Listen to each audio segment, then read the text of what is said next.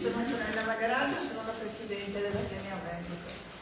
Come è tradizione di questo istituto, noi ci occupiamo di quelli che sono, non solo della storia della nostra città, ma anche di quelli che sono i problemi attuali del nostro vivere civile. Qualche giorno fa abbiamo ospitato un incontro sul futuro del mercato di Rialto e oggi ospitiamo molto volentieri questo incontro che si occupa di come attuare un servizio sociosanitario all'interno della nostra città. Come attuare un servizio sociosanitario è problematico per qualsiasi città, lo è di più per la città di Venezia e notoriamente per la sua conformazione. Quindi si discuterà oggi dell'attuazione del decreto ministeriale 71 del 2022 che offre un nuovo modello organizzativo nella rete di assistenza veneziana.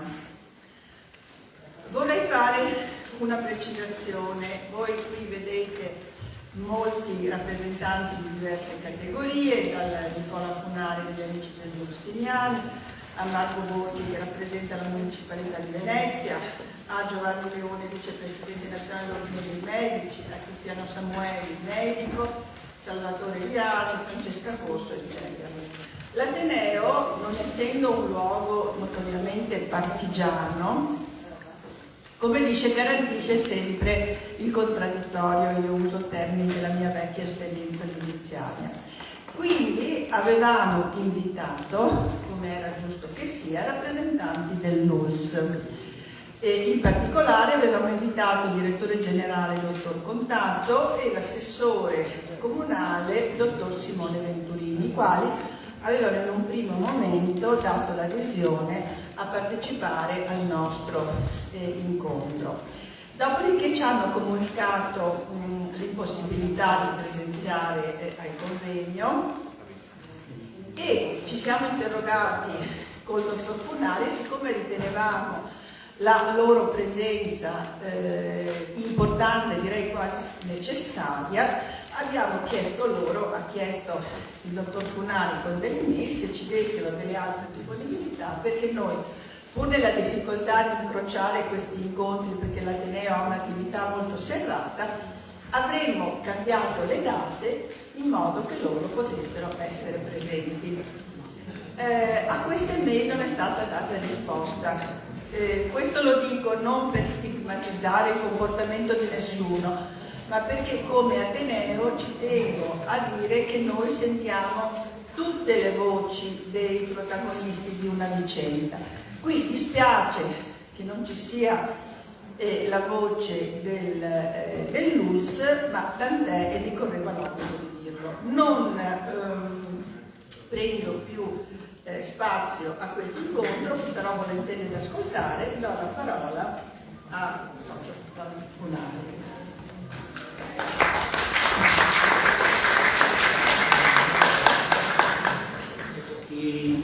Intanto volevo ringraziare tutti i presenti che siete intervenuti e anche coloro che hanno collaborato, perché non è facile fare un convegno.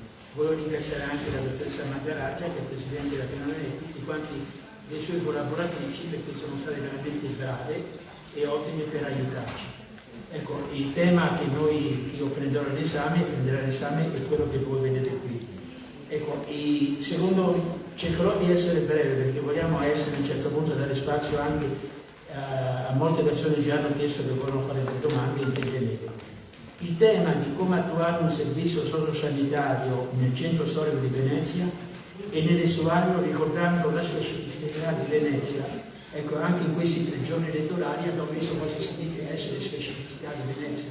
Molte persone anziane non sono andate a votare perché non potevano prendere il mezzo all'imbarcadero, quindi abbiamo visto cosa significa vivere a Venezia. Rimane centrale nel dibattito che si sta sviluppando in città, ed è importante questo dibattito all'Ateneo Veneto, perché ricordo, e non l'ho detto prima ma lo dico adesso al Presidente, che nel compilare la breve storia del Giustiniano che ho fatto io, che lo trovate dietro all'invito, la contessa Michele Elisabetta, che è stata la donatrice di tutto quanto l'ospedale Giustiniani, lottò per l'emancipazione femminile e fu anche coinvolta il 5 maggio 1876, proprio qui all'Ateneo Veneto, si tenne una conferenza di Rosa Piazza sulla formazione professionale delle ragazze veneziane. Quindi nel 1876 già si tenne questa conferenza e poi si aprì, per merito anche della contessa Michela Isabella, nel 1891 la scuola professionale femminile Vendramin Corder. Quindi anche questo dobbiamo dare atto a questa grande contessa che ha fatto l'asilo Giustiniani, l'ex ospedale Giustiniani, e ha dato lotta a tutto il dibattito che si è venuto a venirsi in quel periodo. Io esaminerò la normativa che regola la materia sanitaria brevemente, con i tempi previsti. Cercherò di fare a un certo punto brevemente per fare dopo arrivare essenzialmente con le 2 schede di prerogative e conclusive, e invito a tutti quanti i miei colleghi relatori ad attenersi ai tempi, e dirò che anche siamo d'accordo che il Presidente Borghi ha chiesto di spostare il suo intervento nell'ultima fase, quindi faremo una specie di modifica dell'intervento. Ecco, noi oggi, voglio dire esattamente, non vogliamo esternare un atteggiamento propositivo, vogliamo a un certo punto non strumentalizzare la questione sociosanitaria, non vogliamo andare contro nessuno, sia ben chiaro, ma solo vogliamo esercitare la nostra facoltà di cittadini, che è riconosciuta dalla Regione Veneto come previsto nella slide numero 1, che è inerente alla legge regionale 48 del 28 dicembre 2018, inerente al piano sociosanitario regionale 2019-2023, che elenca i diritti degli utenti valorizzando e facilitando il contributo e la partecipazione dei cittadini nel progettare e realizzare un sistema sanitario di qualità, riconoscendo il loro ruolo di attori a pieno titolo.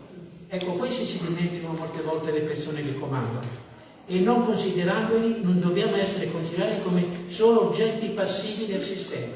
Noi stiamo facendo questo, tutti i volontari, le associazioni volontarie che mi hanno aiutato, che ci hanno aiutato, vogliamo fare questo, creare un sistema sanitario migliore e adatto per i cittadini veneziani.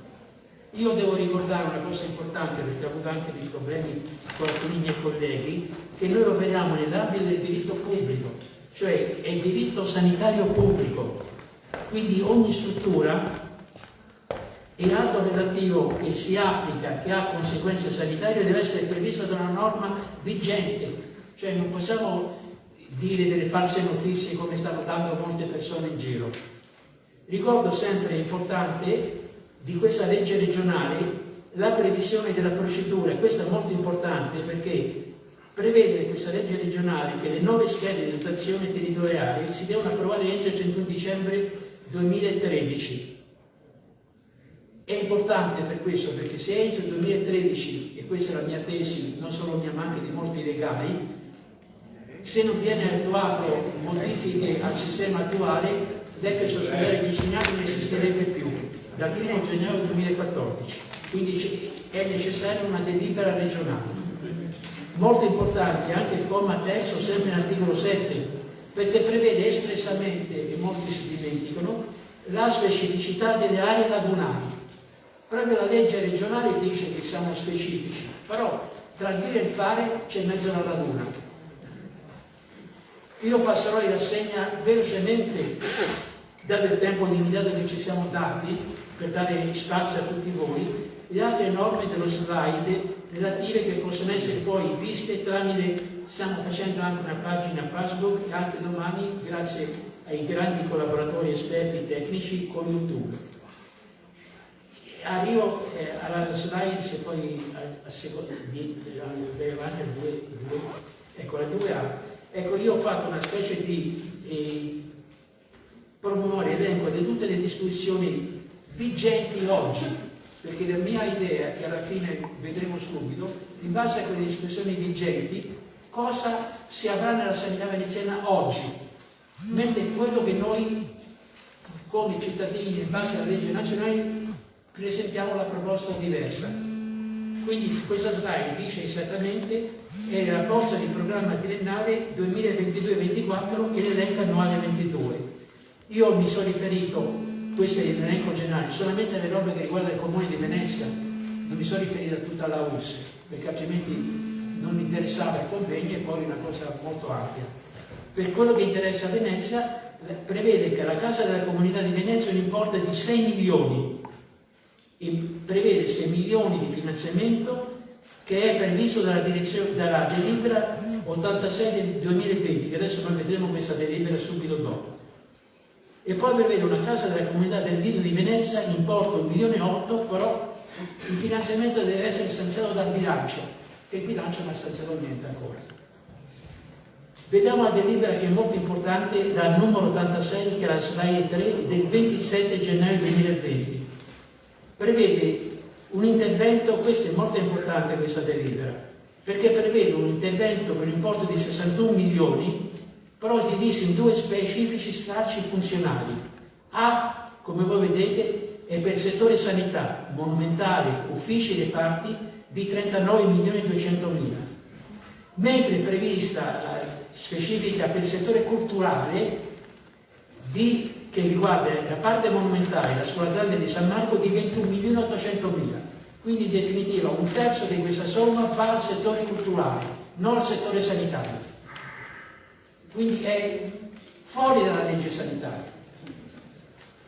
Poiché nella bozza di programma che abbiamo visto prima prevede solo 6 milioni per la Casa della Comunità, quindi su 61 milioni solo 6 milioni dovrebbero essere spesi per la Casa di Comunità. Quindi attualmente solo 6 milioni sono possibili spendere per la Casa di Comunità. Questo è in base alle norme vigenti oggi. Passiamo alla slide 3.b. Questo è importante perché è la prima volta che la Giunta regionale, con la delibera numero 4 CR del 1 febbraio 2022, che è il piano regionale di individuazione case di comunità e ospedali di comunità, prevede A, nella struttura del distretto 1, poliambulatorio Lido, casa di comunità Lido. Prevede nella struttura del poliambulatorio ospedale di Venezia, casa di comunità ospedale di Venezia. Quindi è la prima volta che la Regione dice che la casa di comunità per il centro storico deve essere fatto presso l'ospedale di Venezia. E collegando con le discussioni vigenti, l'importo sarebbe solo di 6 milioni per il momento. È occupato? La slide numero 4 invece conferma che la delibera 136 del 2022 conferma la delibera precedente, però e dice che gli interventi della Casa delle Comunità sono previsti nel distretto numero 1 poliambulatorio Lido, e molto strano, usa una parola molto strana, nel poliambulatorio ospedale di Venezia, cioè non dice ospedale di Venezia, usa poliambulatorio. Questa è una cosa che è molto strana per me, visto che una volta ero amministratore della URSS di Venezia. Quando si dice poliambulatorio è diverso da ospedale, quindi qui a un certo punto ognuno può pensare quello che vuole. Poi abbiamo la slide 5A, B, C, D, F. Questo è molto importante perché è il decreto del Ministero della Salute 71 del 23 maggio 2022, che è stato emanato di concerto col Ministro dell'Economia e Finanze, che riguarda a un certo punto tutta quanta l'assistenza, come deve essere sviluppata l'assistenza territoriale del Servizio Sanitario Nazionale. Riguarda la definizione del distretto, delle case delle comunità, case degli ospedali. È importante perché definisce il servizio territoriale e le varie strutture previste. Prevede tutti i servizi da attuare, il personale necessario per fornire servizi territoriali socio-sanitari efficienti ed efficaci. Io mi fermo qui, tutto quanto in questo pezzo, che è molto importante, quindi i relatori che oggi presenti svilupperanno proprio questo tipo di proposta che ha fatto il Ministero della Salute, che è molto importante perché prevede dei servizi molto importanti, socio-sanitari collegati ed essenziali per un territorio. Poi c'è la slide 6, che è la delibera della Giunta regionale dell'8 aprile 22, che prevede l'istituzione della Casa di Comunità di Venezia Lido senza alcuna previsione di fondi, perché pensava che i fondi venissero dalla vendita delle strutture del Lido tramite la Cassa Depositi e Prestiti, che è andata buca. La slide numero 7 è il famoso Piano Nazionale di Ripresa e di Resilienza. Questo è un contratto istituzionale di sviluppo tra Stato e Regione del Veneto, che è stato firmato il 30 maggio 2022 e pubblicato il 20 giugno 2022 sulla Gazzetta Ufficiale, firmato dal Ministro della Sanità e dal Presidente della Regione del Veneto. Nel focus missione 6 salute, allegato 2 tabelle localizzazione interventi, sono previsti vari interventi, quindi è un provvedimento solo finanziario. Importante è questo, non istitutivo di strutture, come qualcuno pensa, perché una cosa è il piano nazionale, una cosa sono le leggi sanitarie pubbliche, sono due cose diverse, non bisogna confondere queste due cose. Nell'investimento 1.1 Casa della Comunità sono previsti i seguenti investimenti, cioè prevedono investimenti in alcune strutture. Poi se si dimenticano le strutture è colpa di chi ha firmato questo contratto. Prevedono nel Comune di Venezia le case di comunità previste sono Mestre via Cappuccino, Venezia, Piazzale della Valle di Venezia, che non è previsto qui alcun finanziamento dal PNR, neanche una lira lo prevede, né da altre fonti. Quindi il Lido è una casa di comunità sulla carta. Venezia, piazza Sant'Antonio Marghera, Venezia, via della Soglia, Favolo Veneto. Non è prevista l'indicazione della casa di comunità di Venezia al centro storico, non lo prevede e quindi logicamente non prevede nessun finanziamento. Ho quasi finito. Ecco, allora in base a questo excursus di leggi io ho preparato due schede di prerogative. La scheda è di prerogative conclusiva in base alle attuali normative sociosanitarie vigenti ad oggi. Quindi in base alle normative vigenti ad oggi noi dovremmo avere questo schema sanitario. I provvedimenti assunti dalla Regione Veneto per Venezia Centro Storico e Isole non tengono alcun conto della specificità dell'area locale, non tengono nessun conto. Cioè la Regione non attua neanche le leggi regionali. Finalità per cui dovrebbero essere stanziati fondi mirati. Quindi alla data attuale, non tenendo conto delle future norme modificative, si attuerà nel centro storico dell'isola quanto segue. La casa di comunità territoriale di Venezia Centro Storico è prevista nell'ospedale di Venezia e la nuova struttura si chiamerà, come dice la legge regionale, Poliambulatorio Ospedale di Venezia. Poliambulatorio lo chiamerà. In base alle delibere di precedenza serraniale eseguita con finanziamento regionale. I lavori non sono previsti dal contratto di sviluppo tra Stato e Regione Veneto PNRR e quindi nel detto piano nazionale non vi è inserito alcun finanziamento. Si sono dimenticati di mettere Venezia e di dare anche dei soldi. Secondo, nessuna struttura territoriale è prevista a Venezia nel centro storico fuori dall'ospedale di Venezia. Anche l'ospedale di comunità è previsto all'interno dell'ospedale di Venezia, quindi mettono anche l'ospedale di comunità, che per secondo noi non dovrebbe essere messo, ma lo mettono dentro l'ospedale di Venezia. Quindi l'ospedale di Venezia diventa un grande uovo pieno di tutto. Quarto, la casa di comunità del Lido è prevista nelle delibere regionali, ma solo con finanziamento e stanziamento di bilancio iscritto nella bozza di programma triennale 2022-2024 dell'azienda USE di euro 1.800.000. È prevista nel contratto di sviluppo PNRR, però con finanziamento zero. E ho detto il motivo qual è. Della Cassa dei Depositi e Prestiti che si prevedeva la vendita. Poi è previsto un grande centro culturale e turistico, avete letto sui giornali quotidiani di Venezia, un grande centro culturale e turistico nella zona monumentale artistica, diverse chiese, la scuola grande di San Marco, finanziato dai fondi sanitari e non dai fondi culturali.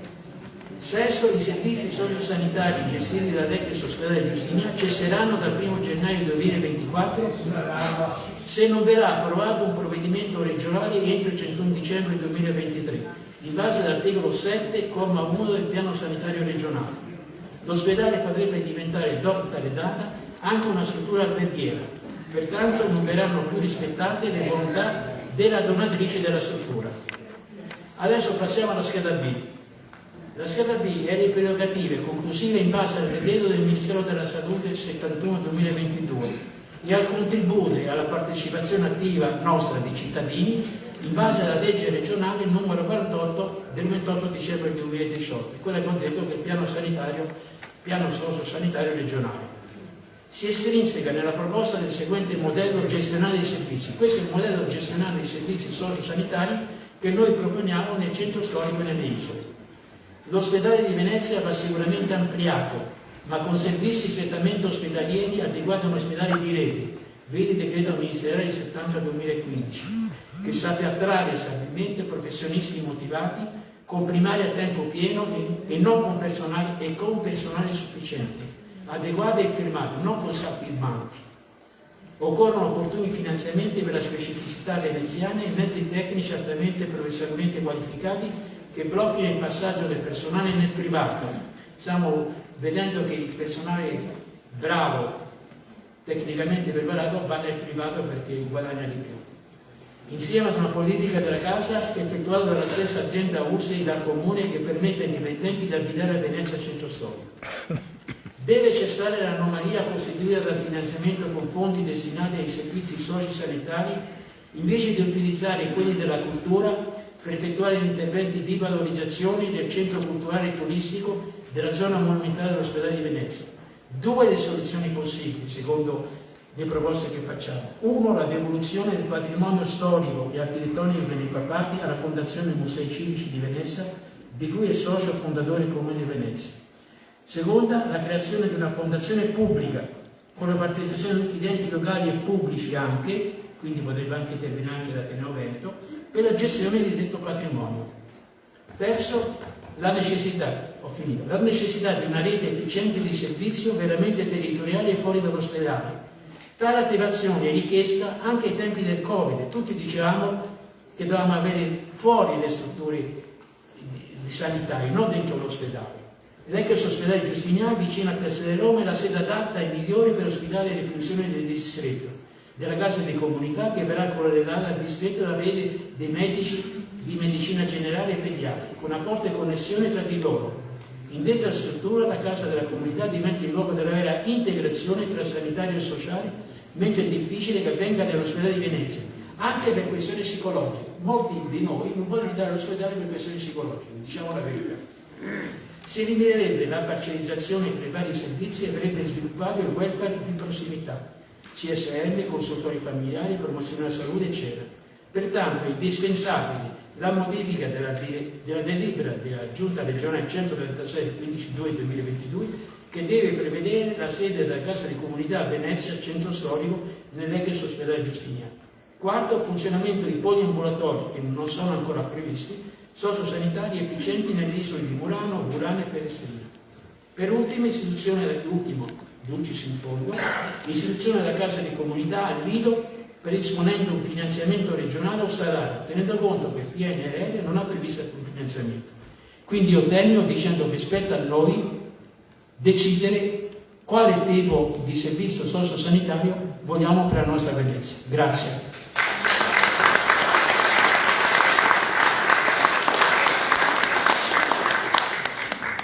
Io darei la parola al dottor Giovanni Leoni, che lo ringrazio della sua presenza e gli do spazio.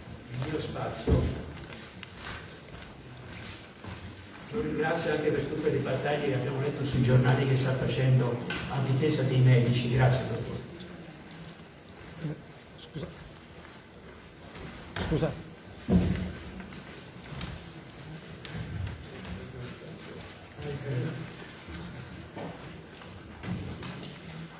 Sì, buongiorno a tutti. Grazie al Presidente dell'Ateneo Veneto Maragaggia, che è anche la mia Presidente, perché sono iscritto qui del gentile invito. Ringrazio naturalmente il dottor Munari, che è un fine conoscitore della realtà veneziana quando era Presidente del Comitato di gestione delle ASL qualche giorno fa. Quindi si vede bene insomma, l'abilità per leggere le delibere finora diciamo, espresse per quanto riguarda questa attualità. Io mi presento perché mi hanno messo come diciamo, titolo vicepresidente nazionale, che sicuramente diciamo, fa più effetto per tante ragioni, però in realtà io prima di tutto sono veneziano perché sono nato e cresciuto qui, dopo quello di Padova, dal 91 lavoro all'ospedale civile di Venezia, ci lavoro tuttora, anche se part-time. Poi c'è il presidente dell'Ordine dei Medici di Venezia, ormai dal 2015, così hanno voluto i miei colleghi. e poi faccio anche il prima segretario e presidente di una federazione sindacale di 4 sindacati, diciamo, di dirigenza medica a livello di Veneto. È una vita un po' complessa, devo confessare, però hai anche la possibilità, dato che sono sempre stato appassionato di sanità perché mi preoccupavo nella mia vita quotidiana perché certe cose non funzionavano, e un po' alla volta sono andato su a cercare di capire sempre più su, adesso fino al Ministero della Salute, che ormai abbiamo frequentato con il Presidente Anelli, come una volta andavo in USL, adesso un paio di volte alla settimana siamo negli altri tavoli, però cerchiamo di mescolare anche le cose per capire com'è il contesto. Si parla qui di un ospedale, soprattutto il Giustiniano, che è il tema di oggi, che è stato parte integrante di quella che è l'incredibile dotazione della sanità veneziana fino a poco tempo fa, di cui abbiamo visto l'evoluzione e la chiusura o l'armonizzazione con quello che è molte volte la problematica del numero di abitanti nel centro storico veneziano. Ci metto questo, intorno ai 50.000, ci metto anche i 17.000 del Rio di Venezia, più le isole qui vicino, che sono quelle che hanno la caratteristica, diciamo, di reggere per quanto riguarda l'assistenza qui. Venerdì con il Presidente Borghi ero, diciamo, insieme, io ero in Trentina, guardavo per l'ennesima volta la fila delle persone che sono prenotate a CUP. Il 50% dei prenotati a CUP sono 7R2 esenti reddito, 3C1 invalidità civile, 048 patologia neoplastica. Non è gente che va a farsi le visite private o ha possibilità o anche di tipologia, ha bisogno dell'assistenza a livello pubblico, così, diciamo, recita il sistema sanitario nazionale come è stato identificato dal quadrone di Bettina Anselmi qualche decennio fa, celebrato 52 anni fa. Quindi la problematica è avere un numero di persone adeguate a fare questo tipo di assistenza. Nella ASL nostra si va abbastanza bene, tranne alcune cose storicamente in deficit per motivi proprio di personale, in cui si cerca di sopperire oltretutto facendo attività di tipo aggiuntivo anche noi di liceo straordinario programmato, parlando della radiologia per esempio, che è la parte più drammatica. Però la problematica più grossa alla fine è trovare le persone che si adoperino a assisterli in emergenza e urgenza. Perché?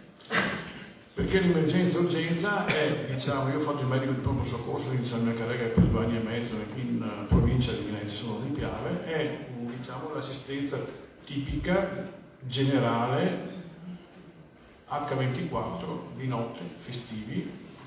Serve gente particolarmente motivata. A me piaceva molto, per profitto, fare il chirurgo, perché volevo fare quello che l'ho fatto. Però dai miei colleghi di pronto soccorso, sia quelli di Mestre per esempio, sia quelli di Venezia, i rapporti ci sono sempre e noto la difficoltà. Poi ho avuto uno zoccolo duro di medici più o meno tra i 55 e i 65 anni che ancora reggono, con pochissimi medici più giovani e con l'introduzione delle cooperative, perché alla fine si è creato questo squilibrio incredibile in cui la legge del mercato è entrata anche nella sanità pubblica e quindi in mancanza di persone si è inventato questo nuovo sistema di assistenza per cui ci sono medici che vanno montato libero professionale, avulsi da quello che sono le regole contrattuali, prendono il doppio di quello che prende uno che ha 40 anni, 30 anni di carriera che lavora dentro. Quindi si incentiva anche quello che ci lavora. Però l'assistenza, soprattutto in emergenza, deve essere fatta, capite bene, con persone di tipo qualificato e che hanno una evoluzione professionale e una gerarchia relativa. Il taglio che c'è stato sulla politica, soprattutto a livello delle progressioni di carriera, al netto di quelle che sono le retribuzioni, sono le cose che hanno distolto di più i medici da fare l'attività del servizio sanitario pubblico. Perché? Perché mancando i medici in formazione specialistica anche nel privato e privato convenzionale, no? Succede che se uno dice, io alla fine ho questo ruolo, il primario diventerà 1 su 10, non esiste un passaggio intermedio, dettagliato tra quanto strutture semplici quasi. A questo punto, quando arrivo a un certo livello di professionalità, tutto sommato, mi piace lavorare in ospedale perché è una grande comunità, però a un certo punto mi offrono un posto in un bel poliambulatorio, in una bella casa di cura, d'altra parte, e alla fine Non faccio più le urgenze, non mi alzo più di notte per andare a operare, non faccio più weekend, non ho problemi di fare Natale o Capodanno, di dividere sempre i discorsi con i parenti. Faccio un altro tipo di vita, magari meno, diciamo, intensa, per dire in una maniera, però molto più tranquilla, perché magari ho 15-20 anni di carriera, e così i migliori molte volte prendono e cambiano la situazione. Non era così che funzionava una volta. In ospedale c'era una comunità che andava avanti, e poi c'erano tutta quanta l'evoluzione della specie con la conservazione anche delle tradizioni di vari reparti e l'implementazione. È stato voluto perché era un problema di tipo banalmente, diciamo, economico. E quindi le situazioni, anche quello che è stata la riduzione del patrimonio ospedaliero di Venezia, che si reggeva su decine di ospedali, praticamente in ogni parte della laguna, che mi ricordo bene, insomma, come è stata l'evoluzione e poi la contrazione, soffre di questo. Lo Giustiniano, quando ero io studente, era un grande ospedale con 2 geriatrie, lungodegenza, la chirurgia vascolare, la radiologia, il pronto soccorso, era un ospedale che rivaleggiava col civile per certe cose, diciamo, come l'ospedale del mare, insomma. Ma noi avevamo però un tipo di attività a Venezia in cui sapete eravamo parametrati per 140.000 abitanti e soprattutto c'era una ventata nel dopoguerra o anche durante il ventennio che ha creato ospedali praticamente dal nulla, come quello dell'ospedale del mare, che è stato creato e alla fine riempito di personale che veniva da fuori, veniva fuori tutto quanto il merito, che veniva messo a fare le cure termali, le sabbiature e anche le cure di altro tipo, genere, come quelle reumatologiche, con persone illuminate che avevano pensato quella volta, cresciuto, hanno detto le idee politiche, però pensavano così per la sanità. Siamo in una situazione diversa adesso, come situazione, avete capito? Io volevo farvi vedere 2 slide, perché il tempo penso che stia per finire, che mi ero portato, e che possono essere istruttive, una piccola carrellata, diciamo, per quella che è la situazione. Io volevo fare semplicemente un ricordo, diciamo, breve, brevissimo, di quella che era stata la situazione nostra come tipo di categoria. E per quanto riguarda, lo trovate, diciamo, sempre nel sito della FNOMCEO, noi unici medici in Europa, forse nel mondo, siamo morti di 370 assistendo i pazienti per Covid, molto più degli infermieri, e in proporzione sono morti molto più medici di medicina generale che i medici ospedalieri, perché hanno molto meno, diciamo, mascherine. Quindi è gente che è preparata, diciamo, a questo tipo di assistenza fino alla fine. Diciamo. E ne abbiamo avuto 3 deceduti anche riconosciuti per Covid, dentista, medico di medicina generale, anestesista, a cui lavoravo io, anche qui a Venezia. Io sono qui che parlo con voi, ma il mio collega qui mi sono fatto un'estate tra la sala operatoria e guardie, invece è morto. E stava benissimo. Quindi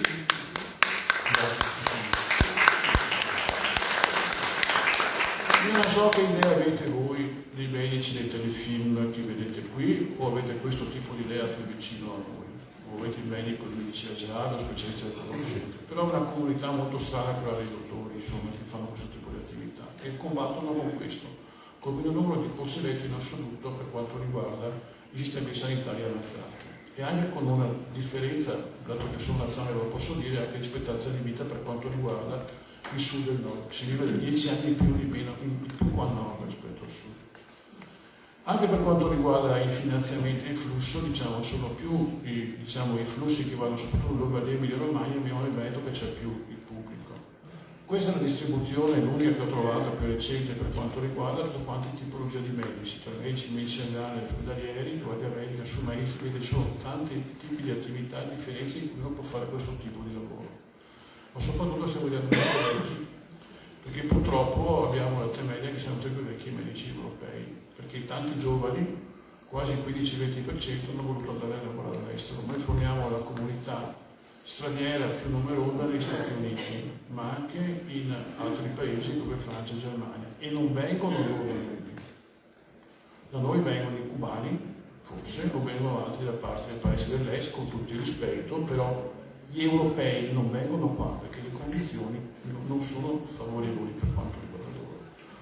I medici questi qua della nostra USL attualmente, diciamo, sono circa 900 come 1500 infermieri dati dalla Regione Veneto al 31 marzo, e questa è la massa di dipendenti che vi cura dall'altra parte.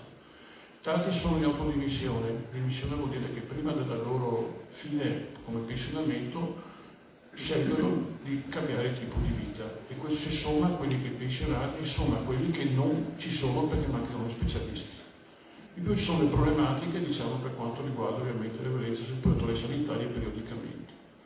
Le case di comunità di cui si parlava prima, tra le 1200, sono più o meno 105, qualcosa di meno nel merito, dopo le hanno un po' tolte. E questo è un piccolo panorama in cui si vedeva come tutte queste case della comunità per funzionare hanno bisogno di questo numero di persone, però non c'è il finanziamento, nessuno è aggiuntivo. E si vedete qui, e questo è un dato che viene fuori dai documenti del governo italiano firmato da voi. Quindi alla fine c'è una problematica che alla base con l'assistenza è soprattutto il problema del PIL, di quanto si dedica, diciamo, come assistenza generale a quello che è l'assistenza sanitaria italiana. Il ministro Speranza ha portato recentemente da 114 a 124 miliardi di sistema sanitario nazionale. È stato un grande incremento fatto anche sulla spinta emotiva, che un po' coinvolge tutti, di quello che è stata la pandemia. Però il problema del PIL, diciamo, quindi i soldi che vanno destinati al sistema sanitario pubblico, è sempre presente.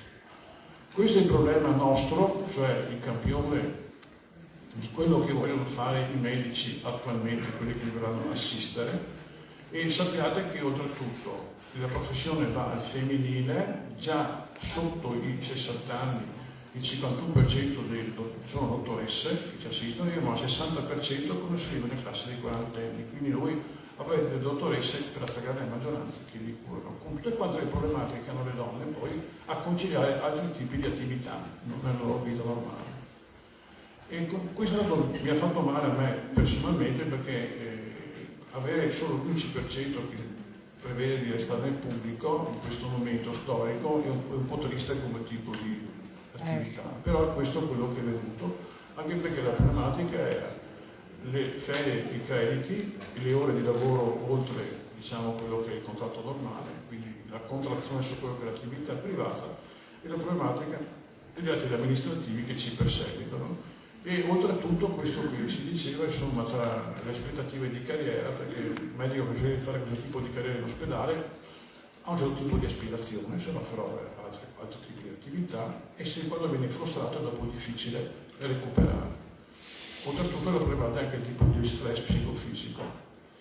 Questa è una cosa che mi ha fatto particolarmente male, perché è prevista nel contratto collettivo la costituzione della gravidanza, è una cosa abbastanza anche normale, ma alla fine la stragrande maggioranza non è stata applicata, e adesso ci sono anche 2 dottoresse che per fortuna magari restano incinte allo stesso periodo di reparto. Chi resta si fa, diciamo, quello che resta si divide per il personale restante. E quindi alla fine basterebbe semplicemente, diciamo, rispettare i contratti per avere una classe di medici che vi assiste in maniera serena e non cerca di pensare ad altre cose per alcun tipo di attività. Per quanto riguarda poi la problematica dei medici di medicina generale, che hanno le loro carenze in maniera importante e che non possono aumentare le misure mutuati da 1.500 a 1.800 a 2.000 perché dopo l'assistenza crolla, bisogna assolutamente, ma abbiamo chiesto in tutte le maniere, sia come ordini, come sindacati e regione, ma non ci hanno ascoltato per quella che è l'implementazione dell'attività di segreteria per diminuire il carico burocratico e lasciare al medico di medicina generale la possibilità, parlerà molto meglio Cristiano Samueli, la possibilità di fare il suo lavoro, che fa il medico alla fine, non di fare l'amministrativo. Oltretutto questa è la problematica, grazie alla FIMEG, quello che è lo sviluppo, diciamo, delle medicine integrate, che era un'ottima possibilità per quanto riguarda l'assistenza H24, quasi che ha dato 8-20 e 8-14 da lunedì a sabato, che superava la problematica degli orari più ridotti o destinati ad altri tipi di attività del medico di medicina generale. Però c'è il problema anche lì, il problema della segreteria, dell'istituzione anche di tipi di attività di tipo ambulatoriale. Queste sono le zone carenti, che ci sono 58 zone alla Serenissima per quanto riguarda il tipo di attività, e questo è la continuità assistenziale per fare assistenza al 74, la guardia medica è l'altra grande parte negletta. Perché? Perché facendo il medico vaccinatore la retribuzione è il doppio e i lavori di giorno rispetto a qualcuno che lavora di notte, i festivi come la guardia medica. Ho finito quasi. E questa è la problematica anche di 40 medici che vanno in pensione su 366 attività nel giro del prossimo triennio. Anche su questo si deve ragionare per quanto riguarda l'assistenza sul territorio. Questo è un flash su quello che è la problematica di avere persone che in libera professione si dimettono, alcuni entrano in libera professione e a fianco di medici che continuano a essere dipendenti perdono in dubbio. E questo è un problema che sarà crescente nei prossimi anni. E la problematica poi anche tornando a quello che è la residenzialità, cioè il fatto che noi abbiamo qui a Venezia, anche probabilmente nel territorio, in generale che è cristiano, ma in ospedale ormai siamo arrivati al 75-80% di medici che vengono da fuori. Tanti infermieri sono venuti da fuori a lavorare a Venezia, però ormai gli ospedali sono molto cresciuti, sono migliorati dal punto di vista globale, quindi ormai andare da una parte o dall'altra è dove c'è il posto. I veneziani questi sono e quindi hanno medici che possono scegliere dove andare a lavorare e però per venire a lavorare a Venezia hanno le problematiche dei pendolari che hanno tutti. In più c'è il problema della reperibilità, che vuol dire essere presenti nel minor tempo possibile, classicamente mezz'ora, per quanto riguarda la linea dell'ospedale. Quindi devi stare qua, perché al limite di quelli che sono i trasporti questo è il problema. Quindi concludere su questo tipo di problema, cioè l'accessibilità, il problema dell'accessibilità per quanto riguarda gli esami e l'assistenza. L'ASL deciderà dove fare le case di comunità, è giusto fare anche delle pressioni per quanto riguarda l'ottenimento di una distribuzione più equa probabilmente, ma bisogna vedere l'altra metà del cielo dal punto di vista tecnologico e organizzativo com'è la problematica a livello dell'ASL e dovrebbero essere loro a spiegarci da questo punto di vista qui. Certo è che l'assistenza al cittadino veneziano è differente da quella che è l'assistente in terraferma, è molto differente. Ci vorrebbe un po' di altruismo per quanto riguarda coloro che vivono in terraferma rispetto a quello che sono i residenti veneziani, ma quello è dopo il problema di quella che è la distribuzione della pressione politica. Io stesso volevo proposto come altri un incentivo, diciamo, a coloro che venivano a lavorare a livello sindacale, poi è stata bocciata perché dopo ci vuole una convergenza di opinioni e non è che certi idee passino tanto facilmente. Chiudo con questo comunicato stampa, diciamo, per quanto riguarda l'evoluzione della sanità nazionale, tra quello che è la problematica di vita degli assistenti, sia dei medici che degli infermieri che dopo vi assistono, sulla perdurata assenza di contratti, sui problemi di rilievo retributivo che invita tanti ad andare a lavorare all'estero e soprattutto su quelli che sono i ritmi di lavoro, soprattutto in urgenza ed emergenza, che tolgono a troppi colleghi la voglia di fare questo tipo di lavoro. Grazie per la vostra attenzione.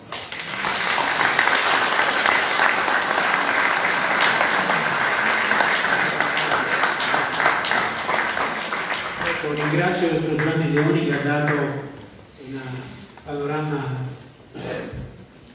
non bello, triste, ma spetta anche a noi a un certo punto fare delle proposte e combattere, perché credo che solo combattendo civilmente possiamo ottenere qualche cosa. Do la parola adesso al dottor Cristiano Samueli, che è medico di medicina generale, che lui è uno dei medici che sta proprio a contatto nel territorio con i cittadini e quindi darà la sua impressione non solo sulla loro, ma anche nel futuro, perché lui ha anche fatto degli studi sulle varie case di comunità che già esiste in qualche parte d'Italia, per vedere come funziona e come deve essere fatta, perché la casa della comunità, come prevista dalla legge nazionale del decreto ministeriale, deve essere a un certo punto gestita bene e a favore dei cittadini. Grazie. Dottor Samueli, le do la parola, grazie.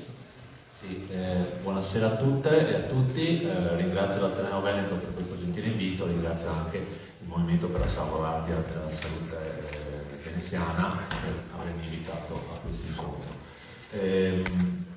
Prima di tutto devo ringraziare il mio Presidente dell'Ordine, il Dottor Giovanni Leoni, perché durante l'era Covid è stato assolutamente presente ed è stato importantissimo e anzi vorrei che gli faceste davvero un applauso.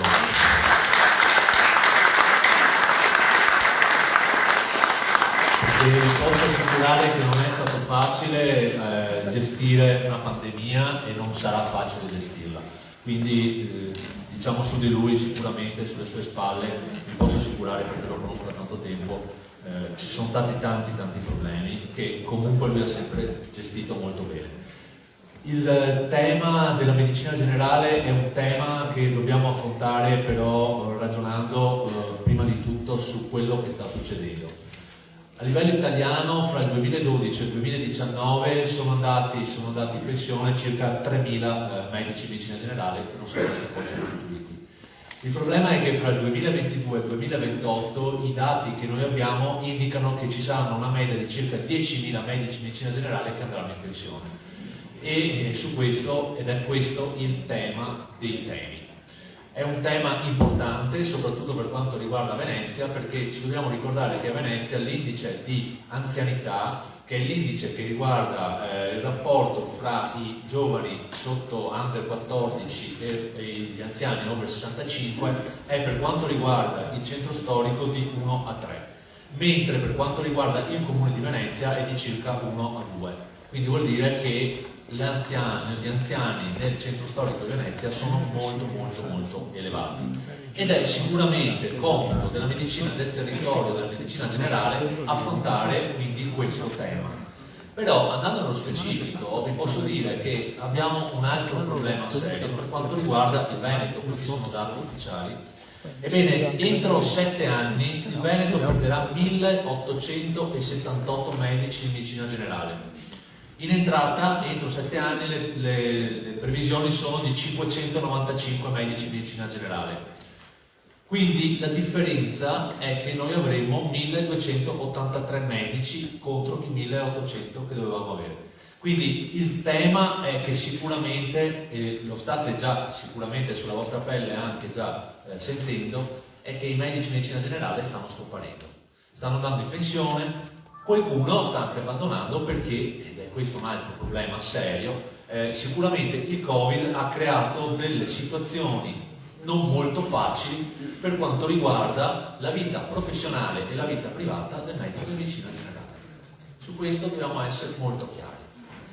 Perché, vedete, se questi sono i dati, e vi voglio fare anche pensare a questa cosa, se questi sono i dati, ovvero che ci sono 10.000 medici di medicina generale che stanno andando in pensione e li perderemo, e non ci sono praticamente in questo momento le prospettive sono entro il 2027, fino al 2027 dovremo andare avanti così.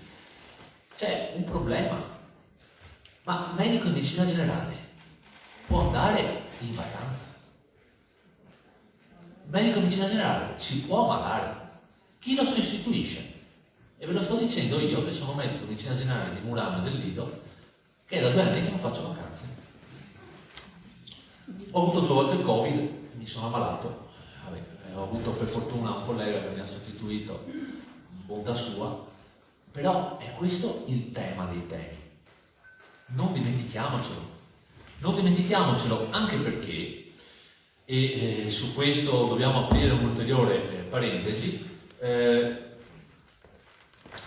la medicina generale, fra l'altro poi vi dico, io sono responsabile per la formazione di medici di medicina generale per la FIMG, la Federazione Italiana di Medici di Medicina Generale della provincia di Venezia, e quindi vedo bene cosa sta succedendo. Ebbene, la medicina generale, quello su cui ha sempre puntato, soprattutto negli ultimi anni, era arrivare a creare le medicine di gruppo integrate, che sono delle strutture molto importanti in cui abbiamo al proprio interno medici di medicina generale, abbiamo l'assistente amministrativo, abbiamo l'infermiere, quindi abbiamo una struttura che fra l'altro potrebbe arrivare anche a contenere lo specialista, quindi una struttura molto importante che poteva dare al territorio anche delle risposte molto importanti. Parlo all'imperfetto perché la legge regionale, di cui anche il dottor Funari ha ragionato, 2019-2023 in realtà ha completamente escluso le medicine di gruppo integrate dalla prospettiva politica per quanto riguarda il territorio della regione Veneto. Queste medicine di gruppo integrate erano però presenti nella TGR precedente e infatti proprio su quella TGR precedente sono state attivate in in Regione Veneto delle medicine di gruppo. E i dati sono questi. I dati sono che attualmente, perché poi sono rimaste e andranno a finire, perché questo poi fra l'altro con la legge regionale 2019-2023, le medicine di gruppo integrate era stato scritto che dovevano diventare entro 3 anni medicine di gruppo semplici. Su questo si sta ragionando, comunque questo era l'andazzo. Ebbene, attualmente per quanto riguarda le medicine di gruppo integrate in Regione Veneto abbiamo un totale di 76 medicine di gruppo integrate. Ora, il tema non è da sottovalutare, perché vuol dire una cosa molto semplice. Vuol dire che il 22% dei medici di medicina generale, attualmente in Regione Veneto, è medicina di gruppo integrata. Ma vuol dire che oltre il 52%, siamo sul 52-53% dei medici di medicina generale della Regione Veneto lavora da solo. Il resto lavora in sistema misto. Ora capirete che lavorare da soli vuol dire avere delle problematiche anche da un punto di vista, oltre che diciamo professionale, anche di gestione della cosa. Ed è questo un altro dato importante. Allora, capirete che c'è anche una motivazione del perché molti colleghi incomincino a pensare ad andare in pensione. Allora, per quanto riguarda l'Ustre Serenissima, a maggio 2022 medici di medicina generale in attività erano 366. Entro il 2024 40 di questi medici non ci saranno più, vuol dire oltre il 10% di questi medici. Sto parlando solo dell'Ustre Serenissima, non vi dico i dati regionali perché siamo anche peggio. Tanto per dirvi, l'ULSS Scaligera a maggio 2022 aveva 537 medici di medicina generale in attività, entro il 2024 95 di questi non ci saranno più. Quindi immaginate cosa sta succedendo. Ma a questo aggiungiamo le zone carenti, ovvero quelle zone dove dovrebbe esserci medico di medicina generale, ma in realtà non c'è. Per quanto riguarda l'Ustre Serenissima, attualmente sono 58 le zone carenti. Quindi noi andremo ad assommare queste ai medici di medicina generale che vanno in pensione. Allora, capirete che il tema è un tema molto difficile, un tema che sicuramente però ha bisogno di essere affrontato in maniera sostanziale, perché ovviamente c'è bisogno di dare una risposta di salute alla popolazione. C'è bisogno di avere quindi anche però un'idea di prossimità. Ecco che per quanto riguarda le case della comunità sicuramente sono venute molto incontro a questa esigenza. La medicina generale vede le case della comunità come una opportunità per poter sviluppare quello che dicevamo prima per quanto riguarda la Regione Veneto erano le medicine di gruppo integrate. Ora, è anche vero che, fra l'altro, si parlava di quante ce ne sono, in realtà eravamo partiti dal 99, siamo arrivati al 91, col DGR dell'aprile 2022, e apro una digressione su questo, che analizzando il DGR dell'aprile 2022 in rapporto al DGR del febbraio 2022, per quanto riguarda sicuramente l'Ustre Serenissima, c'è, è vero, la scomparsa di quello che riguarda la casa della comunità del Lido, che viene accorpata nella casa della comunità di Venezia senza essere comunque finanziata dal PNRR. Ma ricordo che ci sono anche la casa, scompaiono, ovvero non vengono finanziate dal PNR, la casa della comunità di Favaro, la casa della comunità di Noare e la casa della comunità di Cavarzare. Quindi è importante anche ragionare che quindi non è solo Venezia, qui il problema è molto più ampio. Fra l'altro a livello regionale si sta cercando anche di capire e di avere delle risposte per quanto riguarda la politica su chi finanzierebbe e finanzierà queste case della comunità. Vi posso dire che ci sono altre ULSS in cui proprio sono completamente scomparse le case della comunità che erano presenti nel piano regionale precedente, nel DGR precedente. Quindi la casa della comunità sicuramente è un'opportunità molto importante. C'è stato però anche un'evoluzione dell'idea della casa della comunità, perché quando noi parliamo di circa 1400 case della comunità che dovrebbero essere in tutta Italia, è chiaro che se noi ragioniamo su circa 43.000 medici in medicina generale, è impossibile pensare che tutti questi medici vadano dentro le case della comunità, prima di tutto. Secondariamente si è posto anche il problema, sempre più importante, per quanto riguarda l'azione e la presenza del medico in medicina generale in prossimità anche dei propri assistiti. Quindi ci sono delle zone, andiamo a pensare al Polesine, per esempio, o le montagne, dove era molto difficile avere una casa della comunità che coprisse tutto. Ecco che allora si è ragionato sulle case della comunità hub e spoke, e questa è l'ulteriore evoluzione della situazione. Quindi ci saranno degli spoke rispetto agli hub. Questi spoke si pensa dovrebbero essere delle medicine di gruppo, tipo medicina di gruppo integrate. C'è però un ulteriore problema in tutto questo. C'è il problema del fatto che ci sono delle zone che sono disagiate. Venezia è una zona disagiata.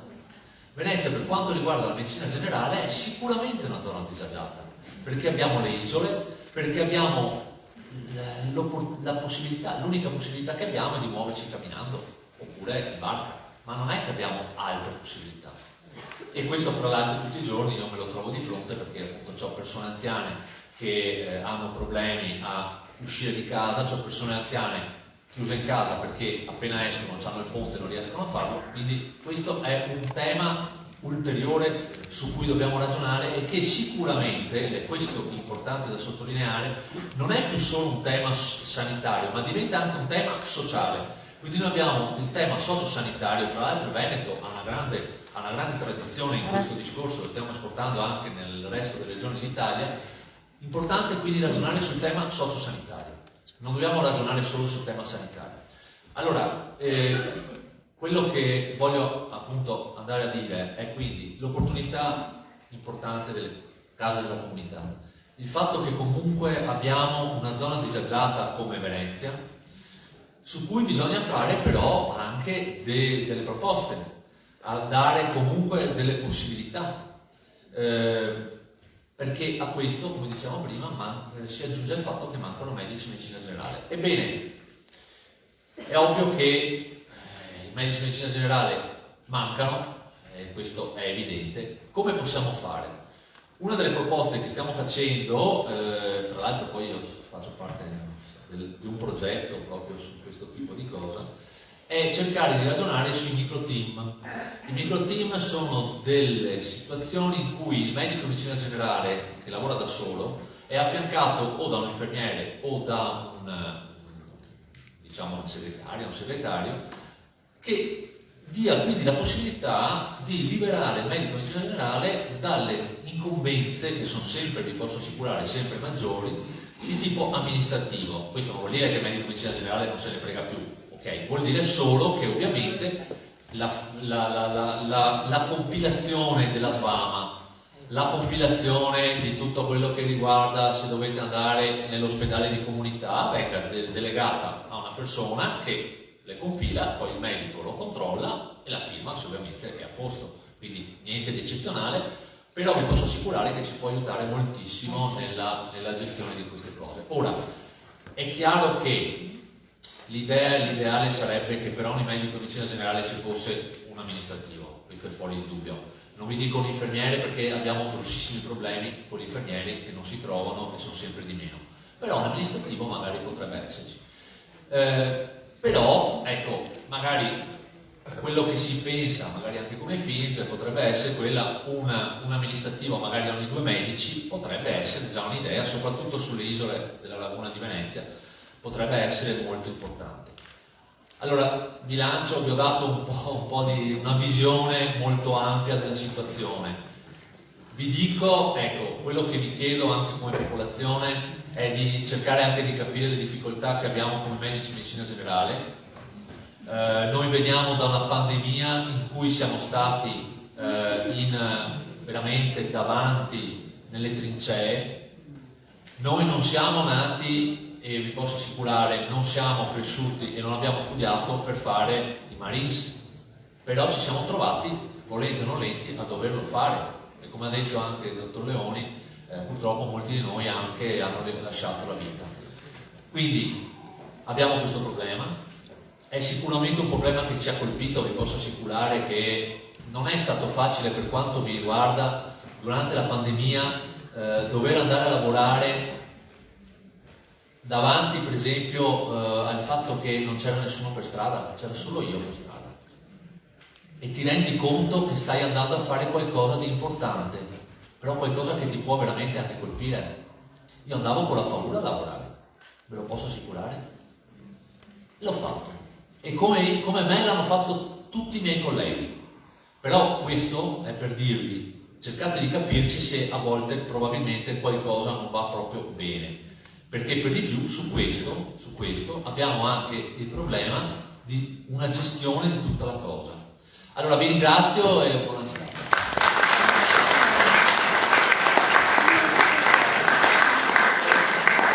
Ringrazio il professor Samari perché ha dato un esempio di che cosa hanno fatto i medici di medicina del territorio durante la pandemia, e sappiamo che abbiamo sentito che molti di loro sono anche morti per salvare molti di noi. Do la parola a Salvatore Riade, che è portavoce del Movimento per la difesa della sanità pubblica veneziana, che tutti voi lo conoscete, che sono da anni che volontariamente, insieme con altri volontari portavoce, porta avanti una sanità pubblica a Venezia. Lo ringrazio per quello che ha fatto e anche dal grande aiuto che abbiamo fatto insieme tutto questo convegno che ci è costato molta fatica. Grazie. Buonasera a tutti, un sentito ringraziamento al Presidente dell'Ateneo Veneto per averci ospitato in questo posto bellissimo. Ricordo che all'indomani della pubblicazione del piano sociosanitario regionale, l'ultimo 2019-2023, e della bellissima mobilitazione, manifestazione che abbiamo fatto domenica 31 marzo 2019 in campo San Giovanni e Paolo, noi pubblicammo un opuscolo, ovvero un contributo di una bozza di idee, di progetto su come si doveva svolgere un'assistenza sociosanitaria pubblica nella Venezia attuale. Avevamo affrontato ovviamente le criticità. Nell'ospedale, ad esempio, abbiamo assistito, e a tutt'oggi io penso, ad un numero insufficiente di posti letto, 310, soprattutto un affollamento durante la stagione invernale e soprattutto con un uso massiccio dei cosiddetti letti di appoggio. Una scarsità, anzi forse anche qui un uso non troppo normale delle apicalità a scavalco dei primari che dovevano gestire e condurre sia i reparti dell'ospedale di Mestre che quello di Venezia. Poi il tentativo di declassificare il nostro unico ospedale civile. Vi ricordate? Da ospedale di rete ci volevano consegnare un ospedale di base. Poi abbiamo il pronto soccorso a civile, ma anche al punto di primo intervento del Lido, che sono affollati di codici bianchi. E poi abbiamo assistito, e lo diceva bene Giovanni Leoni, ad un ruolo sempre più forte di sostituzione del pubblico con il privato. Sul territorio stessa situazione di declino di sanità pubblica, una riduzione generalizzata dei servizi nel distretto socio-sanitario, un aumento dei pensionamenti dei medici di medicina generale, però io a tal proposito volevo annotare e evidenziare questo, che se oggi ci troviamo in grande difficoltà con i medici di medicina generale è perché c'è stata una mancata programmazione. I corsi per il diploma triennale di medico di medicina generale fino all'altro ieri erano di 60 posti e di questi 60 il 40 abbandonava. Poi finalmente si sono accorti che c'era questa emergenza denunciata già nel 2015 grazie alla Federazione dei Medici di Medicina Generale. L'assessora ha aumentato il numero dei posti a 320 e però, se vi ricordate, nella delibera del gennaio scorso dalla stessa assessora veniva evidenziato il fatto che il 40% di questi posti messi a disposizione poi di fatto abbandonavano per altre scelte. Quindi fallimento, qualcuno diceva bene Cristiano, delle medicine di gruppo integrate che dovevano funzionare H24 e soprattutto non come medicine associate, ma come pool di professionisti che facevano sì di dare un'adeguata assistenza sociosanitaria sul territorio. Poi c'è stata anche la carenza delle strutture di ricovero intermedie. Vi ricordo che ci dicevano: noi tagliamo il numero dei posti letto in ottemperanza al decreto ministeriale 70, cioè 3,7 posti letto per ogni 1000 abitanti, però vi diamo il territorio. Quindi medici di medicina integrati e strutture di ricovero intermedio, cioè gli ospedali di comunità, gli hospice, eccetera, eccetera. E poi il depotenziamento quali quantitativi di servizi importanti come il centro di salute mentale, i consultori e i servizi per le dipendenze. E soprattutto noi abbiamo sempre voluto valorizzare il binomio del sociosanitario, cioè della integrazione. E questa regione, il Veneto, ancora prima della 833 del 78, aveva messo in campo, ho visto Franco Toniolo, metteva in campo già idee, già guide per l'integrazione sociosanitaria. Però anche qui c'è stato un difetto, una carenza di programmazione. Cito un esempio, vedo qui il presidente della municipalità, dove l'ente locale è stato assente nella redazione dei cosiddetti piani di zona, e a tutt'oggi noi non conosciamo i progetti per i quali il comune, i comuni potevano accedere alla missione numero 5, quella del sociale, la cui scadenza era quella del 31 marzo del 2022. E poi c'è la questione grossa quanto una casa, la specificità veneziana. Ma non è un qualche cosa di ideologico, è un qualche cosa, lo diceva Funari, essa è ripresa dallo statuto della Regione Veneto, addirittura nel 1997, e dallo stesso piano sociosanitario regionale ultimo. Perché? Perché la peculiarità veneziana è multidimensionale.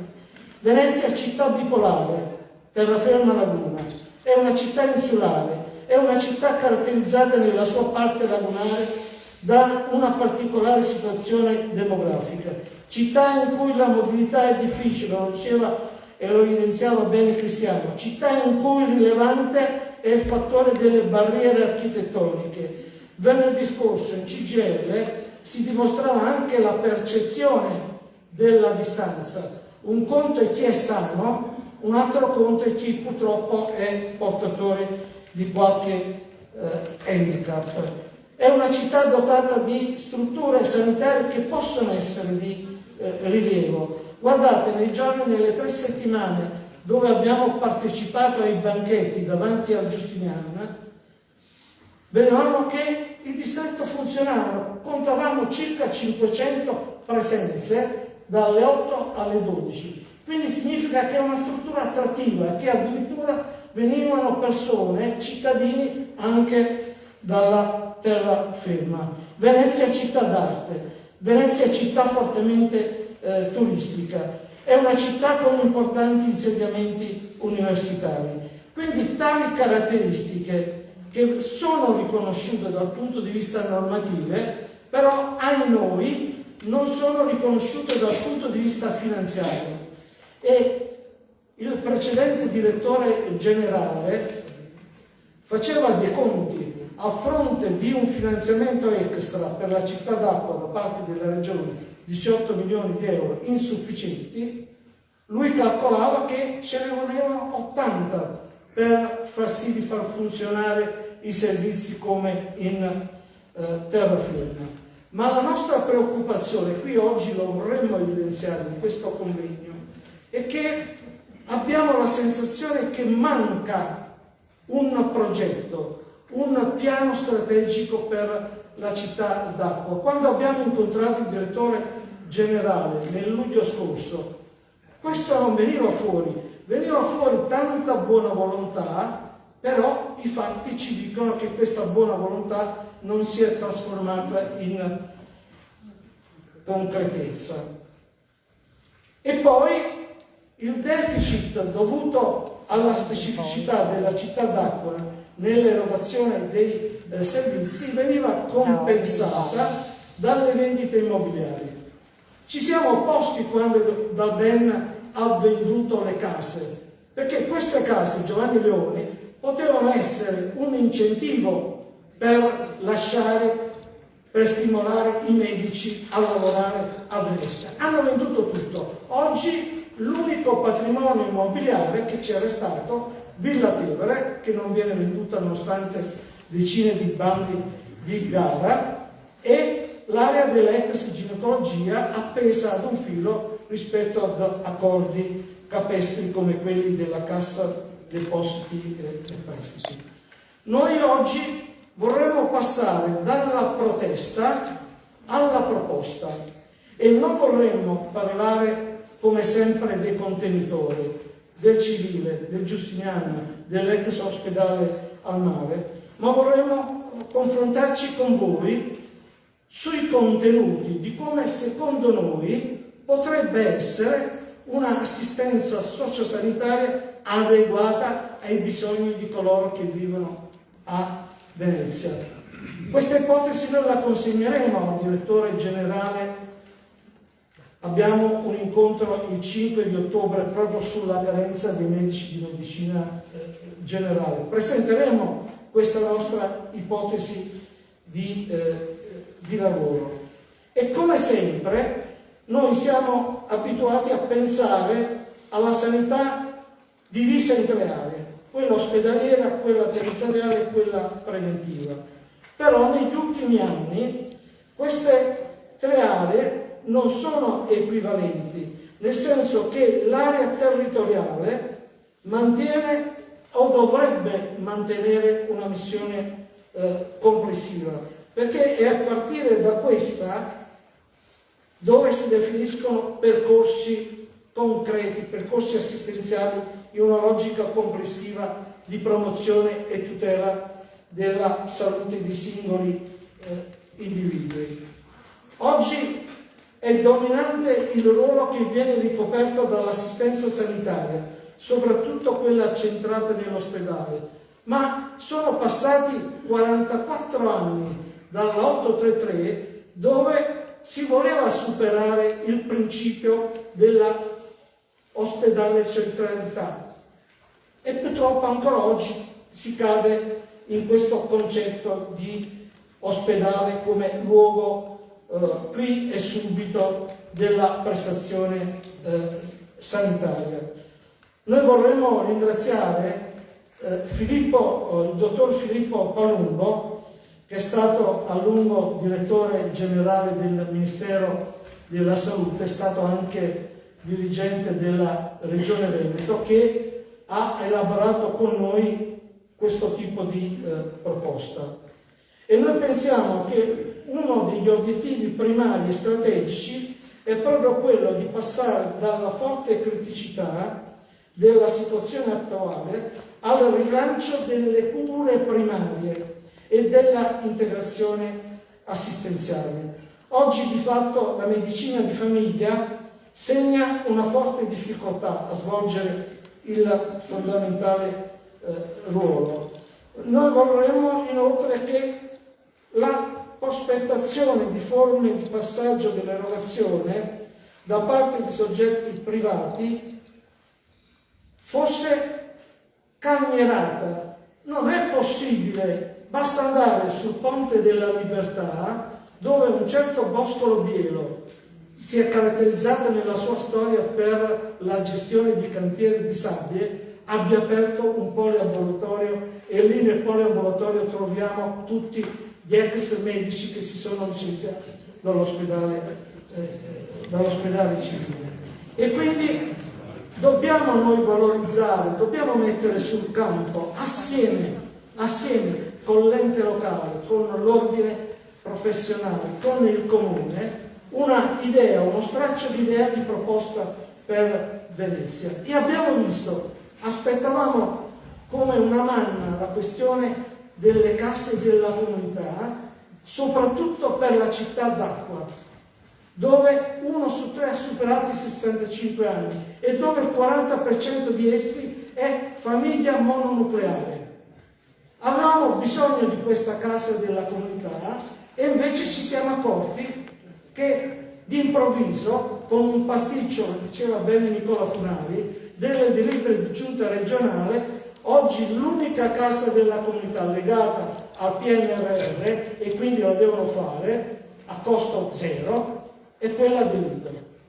E chissà quando verrà quella localizzata all'interno dell'ospedale civile, perché dovranno utilizzare dei fondi che arrivano dal Ministero, e il Ministero è ancora in arretrato rispetto a fondi della tornata precedente. Quindi noi pensiamo il progetto, soprattutto al centro una priorità assistenziale come quella della cronicità, e Venezia potrebbe anche essere un territorio dove si sperimenta l'assistenza per le cronicità, un'assistenza per gli universitari. Ad esempio una universitaria venerdì scorso si lamentava della mancanza del medico di medicina generale, dove ricordo ai miei tempi alla facoltà di architettura avevamo un medico all'interno della facoltà. Ecco, io ho buttato lì, ci siamo permessi di buttare delle idee, delle proposte, però su queste noi dovremmo essere abili tessitori, con tutte le difficoltà dovute alla scarsità di finanziamento, dovute ad una mancata programmazione. Pensate che il piano nazionale sociosanitario manca dal 2006. Non è possibile. E quindi io cerco di concludere con questo modesto contributo, evidenziando ancora una volta che per noi il presidio per le cure primarie può diventare strumento per monitorare i percorsi del paziente cronico, e può essere questo tipo di situazione una prospettiva che può essere protagonista delle azioni di collaborazione anche con i medici specialisti ospedalieri ed il territorio. Grazie dell'attenzione.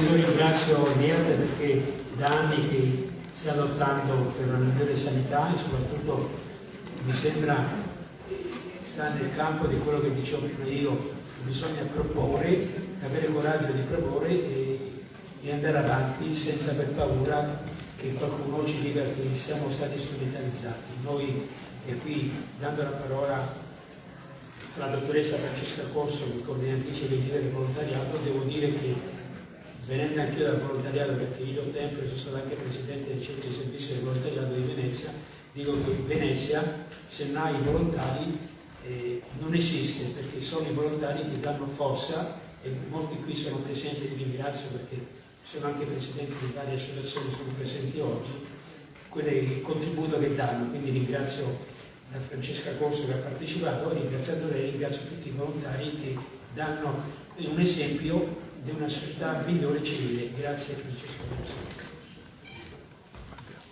Buonasera a tutti, grazie dell'ospitalità Presidente.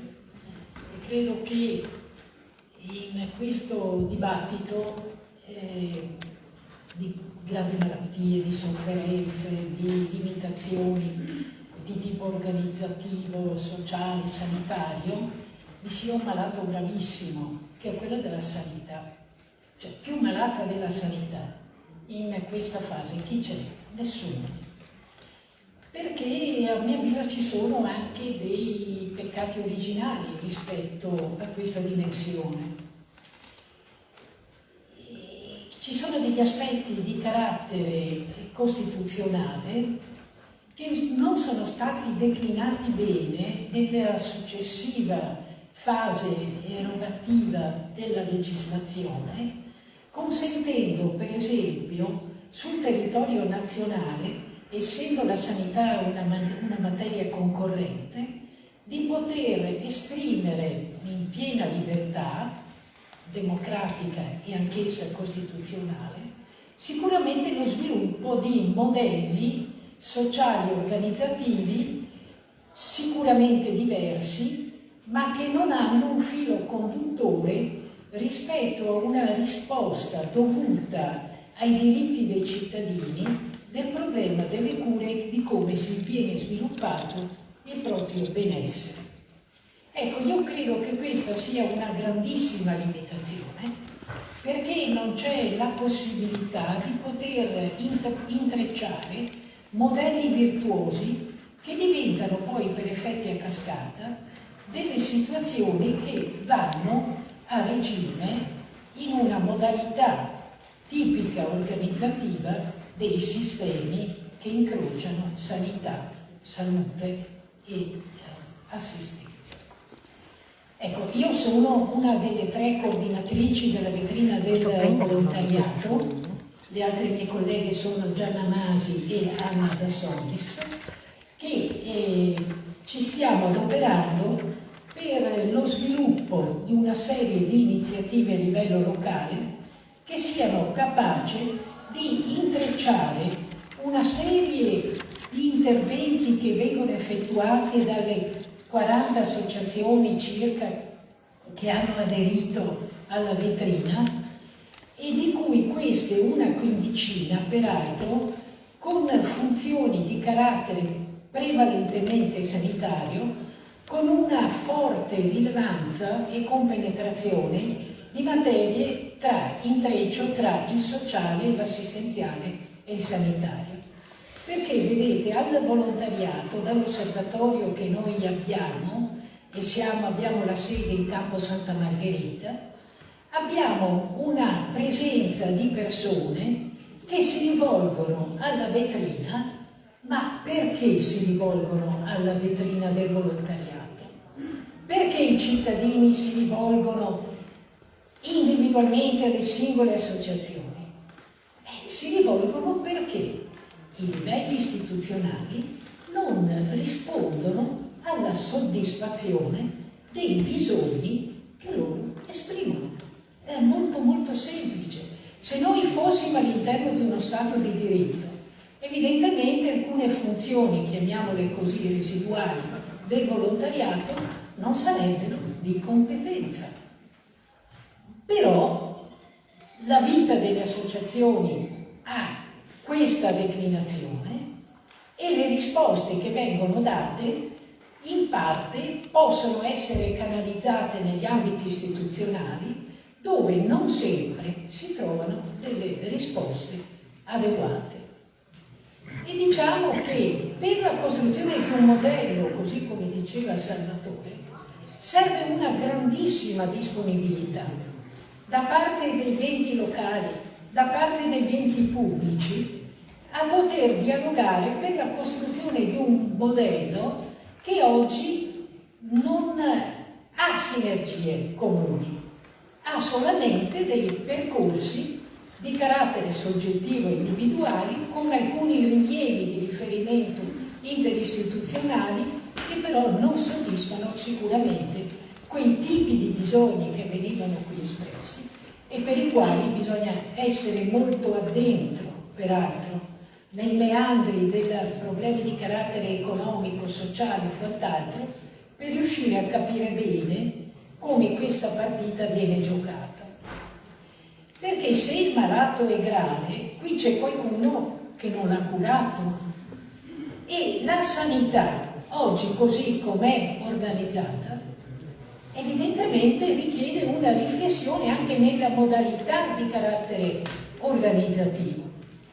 Ma andiamo a vedere come viene fatta la programmazione, come vengono fatti i concorsi, come la meritocrazia riesce a prevalere su altri sistemi, altri meccanismi squisitamente di carattere politico-sociale, dei quali sarebbe bene che per queste parti, queste organizzazioni rimanessero fuori, che i legami, cinghia di trasmissione, potere politico, nomina, primariato o quant'altro, quanto incidono sulla vita della sanità e quanto la debilitino, anche se non prevale la meritocrazia.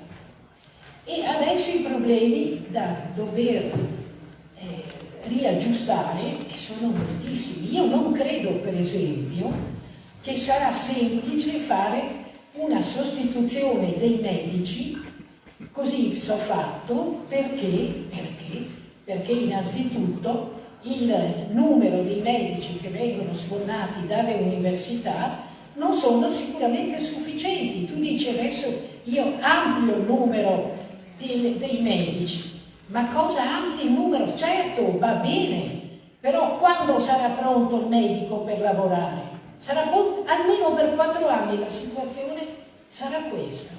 E che cosa c'è in questo ambito? C'è la politica dell'arrangiarsi. Ecco, io credo che questa sia la forma peggiore che noi abbiamo per poter andare a dire ai cittadini: ebbene, io non sono in grado di risponderti in questo momento ai bisogni, e poi guardiamoci negli occhi, anche lo sviluppo della medicina informatica, telematica e quindi la strumentazione e quant'altro. Ma io non lo so, io se penso alle persone che vengono lì in vetrina e che hanno bisogno di capire come possono fare per farsi l'attacco piuttosto che per far prima. Beh ragazzi, qui c'è solo un sistema per far prima, per poter ottenere un esame. Lo fai privatamente e paghi. Ed è la vergogna della telefonata che spesso facciamo anche noi per loro conto perché non sono in grado, che è quello di dire: no, guardi, 4 mesi, eccetera. Ma senta, ma se io ho bisogno, eccetera, privatamente, dopo domani. E no ragazzi, io ti impicco su sta roba. È una vergogna. Ma quale Stato siamo? È uno Stato di diritto questo. Ma per piacere.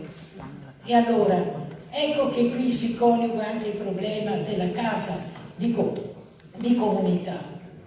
Ma qui si svolazza, cioè, ma scherziamo, ma mi pare che il Giustiniano debba essere deprivato da una situazione di collocamento di una casa di comunità e pensare che la casa di comunità debba essere l'anello in congiunzione con l'ospedale o quant'altro. La casa di comunità è un'altra cosa, il territorio è un'altra cosa.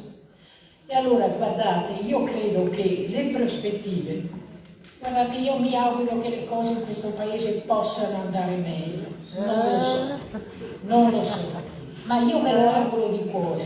Però, se il buongiorno si vede dal mattino e se questo tipo di conduzione politico-sociale ci ha portato a questi risultati, ecco, io credo che vada fatta una revisione a 360 gradi per cambiare le condizioni di modalità organizzativa di questo sistema. E allora, come vetrina del volontariato, io propongo che nell'ambito dei territori, in questo senso mettiamo a disposizione anche la nostra sede, si possano pensare a delle modalità organizzative di cui diceva Salvatore, che si possono poi consolidare in protocolli d'intesa di tipo triangolare, quadrangolare o quant'altro, dove il socio assistenziale deve avere una sua dignità e un protagonismo, dove il comune deve anche lui dire che cosa fa, come si integra, e non è un fatto privato della sanità, della regione o di quant'altro. Ebbene, su queste cose qui io credo che si possa crescere e si possano creare le condizioni per un'inversione di tendenza di cui oggi più che mai, a mio avviso, c'è bisogno. Grazie.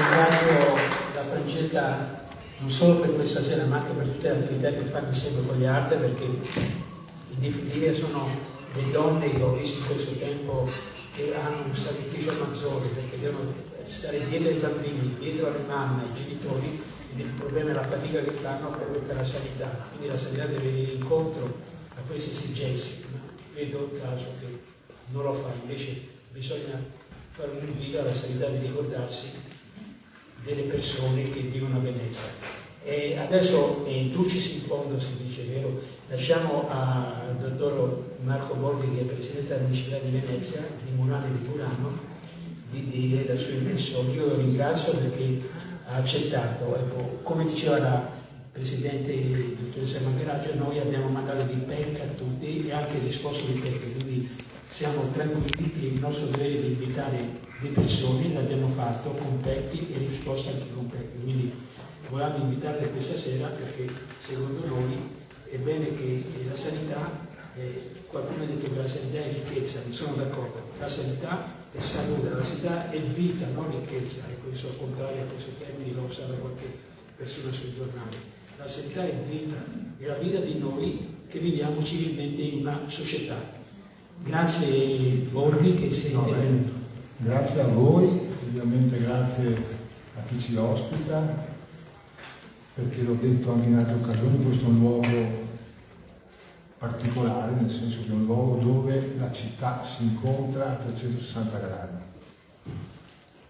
E non è facile in questa città, perché gli spazi anche di condivisione, di confronto, di discussione si stanno progressivamente assottigliando.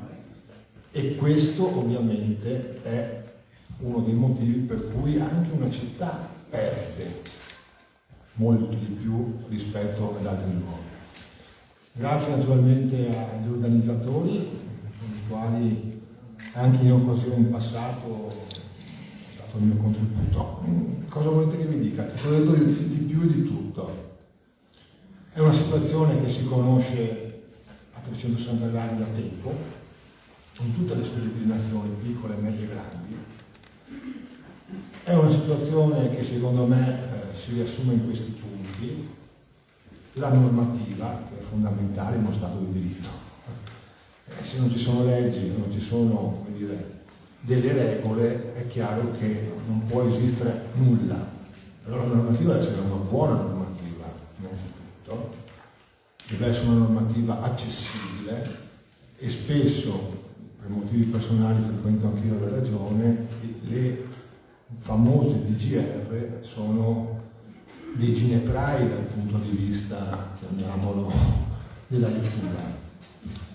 La seconda cosa sono i servizi, in questo caso sociosanitario, ma in realtà ogni tipo di servizio è quello che può fare la differenza per una città particolare come la nostra, che è stato più volte sottolineato.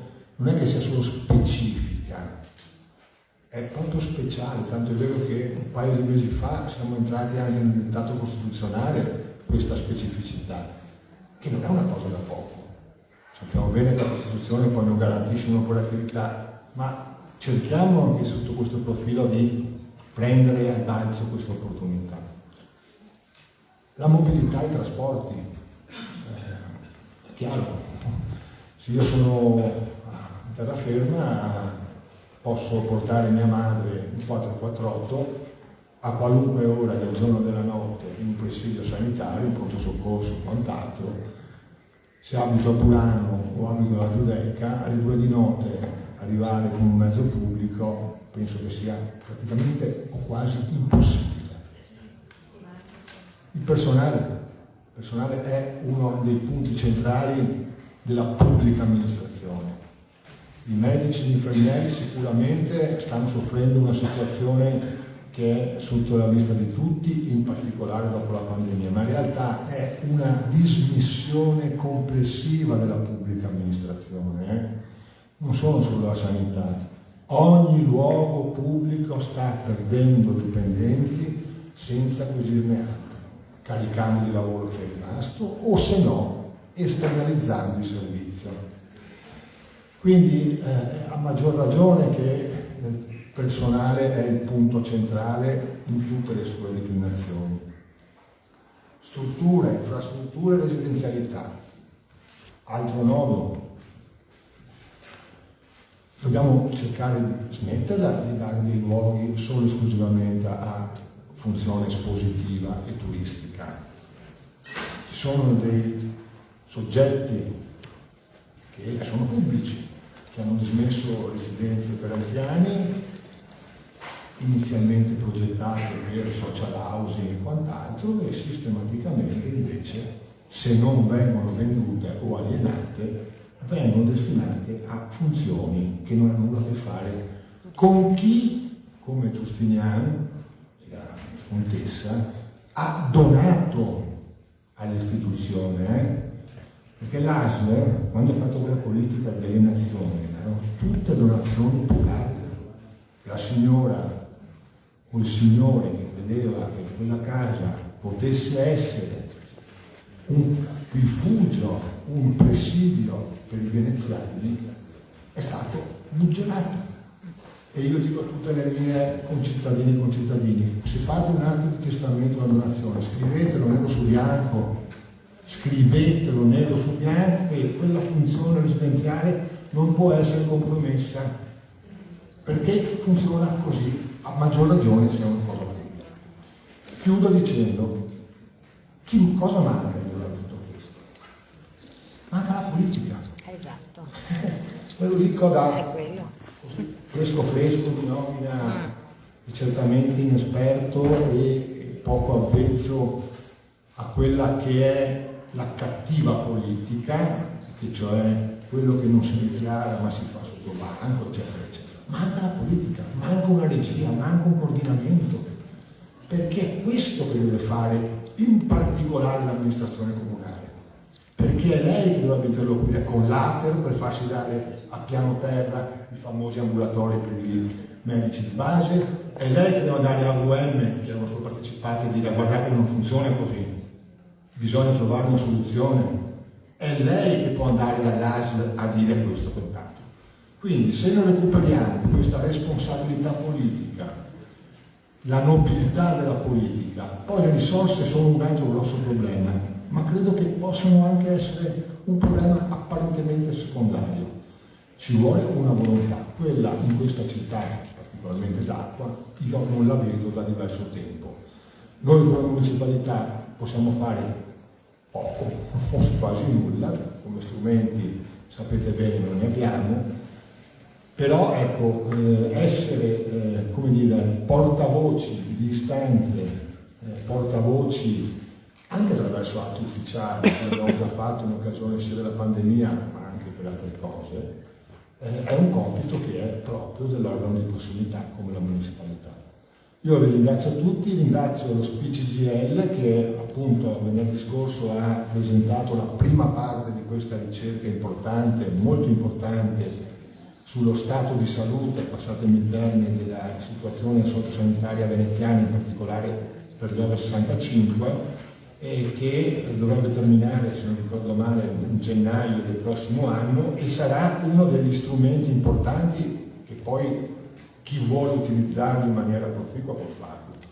L'accessibilità è un altro dei temi fondamentali non solo per la sanità. L'altro giorno, durante la giornata della cultura ebraica, ero a Ghetto, in Sala Montefiore, hanno presentato il progetto del restauro, del rinnovo del museo ebraico, molto bello, eccetera. C'è un problema, il museo è super attrezzato, uno va dentro, fa la scala, ascensori, scivoli, vede tutto. Però arriva il ghetto, non ci arrivi. Allora c'è anche qui una contraddizione in termini e su questo mi sono fatto carico di iniziare anche con l'amministrazione comunale un percorso affinché intanto ci si arriva e poi si può godere di un museo, ma anche di fare una passeggiata, perché la libertà dei cittadini è la volontà di attrezzare queste aree. Grazie. Bravo.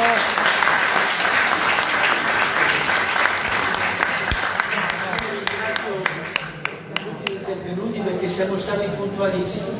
Vediamo a quarta alle 7 terminare per dare posto, per dare a voi la voce, se qualcuno vuole fare un intervento breve oppure vuole fare alcune richieste, prego. Ciao. Dopo ti sento. C'è anche Franco Antonelli. Franco dopo adesso mi sente. Sì, ma brevi però.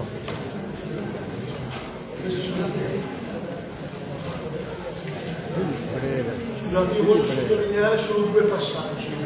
Il primo, sull'ubicazione delle case della comunità a Venezia insulare, in questo anno si sono succeduti 4 atti della Regione Veneto, 3 deliberazioni di giunta regionale e l'accordo di programma tra ZAI e il Ministero della Salute, che hanno 4 voci diverse. Nella prima deliberazione di febbraio si parla di una casa di comunità a Venezia e di una casa di comunità a Lido. Nella seconda deliberazione si parla di una casa della comunità al Lido e sparisce per Venezia. Nella terza si parla genericamente di una casa della comunità presso un poliambulatorio, non si capisce dove, non capisce dove. Nell'accordo di programma per l'attuazione del PNRR stipulato tra ZAI e Speranza spariscono le case della comunità. Noi ci siamo scazzati, scusate, si doveva andare al Giustiniano, si doveva andare all'ospedale civile, nel protocollo col Ministero sparisce sia l'estensione del Giustiniano che l'estensione del civile.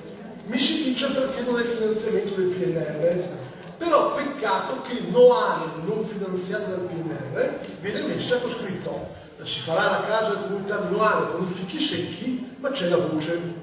Favaro, che non è finanziata dal PNR, si dice si farà la casa della comunità di Favaro con i fichi secchi, ma l'atto ricognitivo non è solo un atto ricognitivo, è anche un atto ricognitivo che aiuta a classificare le case di comunità secondo le 2 tipologie delle case di comunità hub, che dovrebbero avere una concentrazione più forte di servizi, e SPOC, che dovrebbero avere un livello più basso di servizi. Scusate, si parla di e questo. Allora, nell'atto ricognitivo che fa l'elenco di tutte le case della comunità del Veneto, hub o SPOC, che indica quelle pagate dal PNR, quelle pagate con contributi regionali, quelle come il Lido, che a maggio dell'anno scorso, quando è stato emanato quest'atto, sembrava fosse pagata dalla Cassa dei Depositi e Prestiti, non sembrava, c'era una convenzione vigente perché la spesa doveva essere sulla base della convenzione stipulata tra la Regione e Cassa dei Depositi e Prestiti, la spesa era Cassa dei Depositi e Prestiti. Oggi quella convenzione è scaduta, quindi non ha più valore, ma quando fu redatto quell'atto c'era.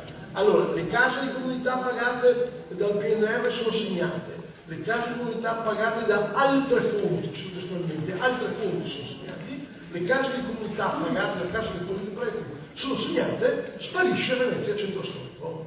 Sparisce, non c'è né Giustiniano né eccetera. È uno stato di confusione, può darsi. La confusione sul Lido è indubbiamente dettata dal fatto che contavano di avere i soldi della Cassa dei Depositi e Prestiti in base all'idea che THR, se i giapponesi mettevano i soldi per fare un super resto turistico, in base a questo pagavano la costruzione di servizi sanitari, convenzione stipulata è scaduta perché gli dà un centro di ricerca tedesco che non c'entra niente con quella convenzione e permettetemi, è meglio così. Per cui non sappiamo in questo momento. E la cosa incredibile, la consigliera, che oggi purtroppo non c'è, la consigliera Guarda, parlando con la Lanzarini, dice stiamo studiando il problema, dobbiamo decidere. E la conferenza dei sindaci, cioè la riunione congiunta che dovrebbe esistere tra l'ASL e i sindaci che afferiscono alla stessa ASL continua a non riunirsi a affrontare il problema. Però l'assessore regionale interpellato dice mi hanno detto che la conferenza dei sindaci è d'accordo. I nostri consiglieri comunali hanno chiesto di avere gli atti di questa conferenza dei sindaci, speriamo che arrivino per un accesso agli atti, per averli, ma gli atti della conferenza dei sindaci in cui tra comune e ASL dovrebbero essere concordate quantomeno le indicazioni logistiche non c'è.